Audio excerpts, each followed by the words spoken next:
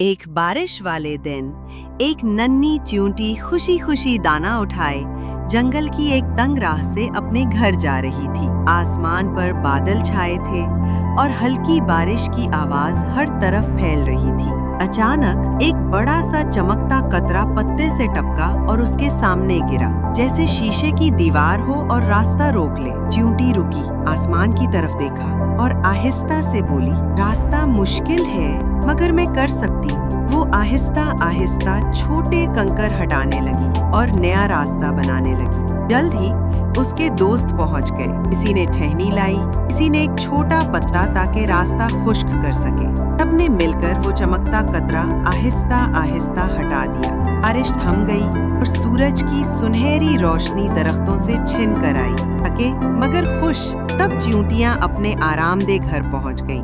उन्होंने सीखा कि सब्र और ताउन से चाहे कतरा कितना ही बड़ा क्यों ना हो, तुम्हें मंजिल तक पहुंचने से रोक नहीं सकता।